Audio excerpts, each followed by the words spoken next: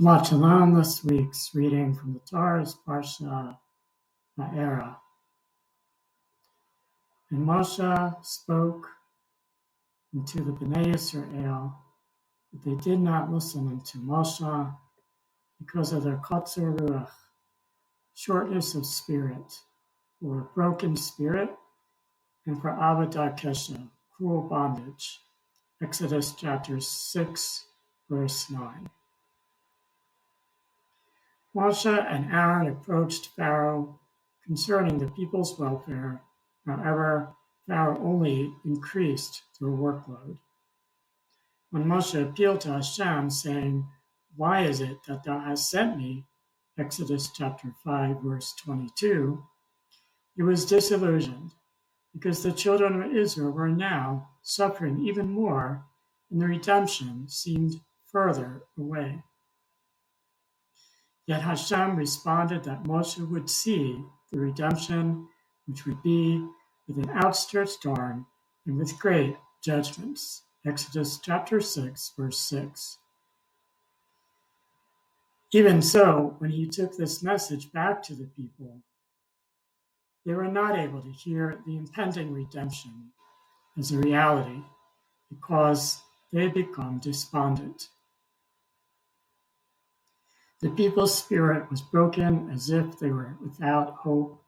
This is exactly when Hashem chose to act on their behalf for the sake of their freedom, and he commanded Moshe to return to Pharaoh, and he let the children of Israel go out of his land. Exodus chapter 6, verse 11.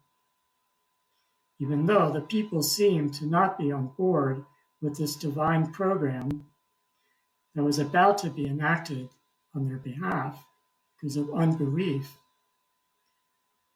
thus began the intervention of God on behalf of his people to bring them out of bondage in order to serve him freely at Sinai.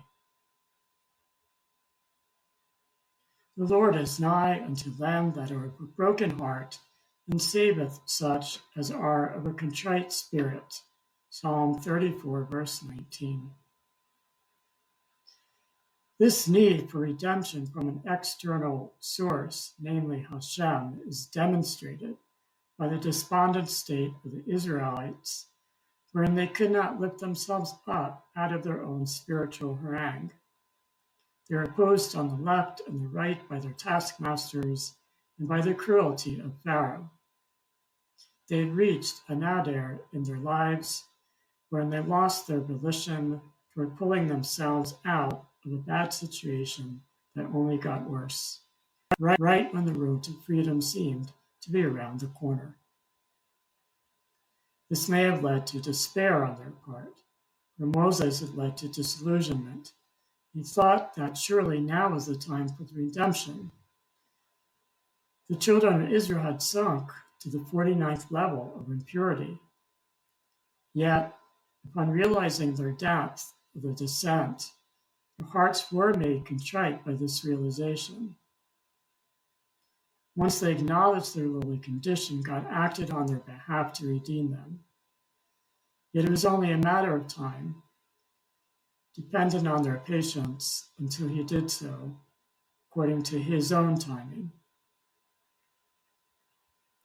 We can only do so much to make an attempt to prove ourselves. Once we have made an effort, we need God to meet us halfway.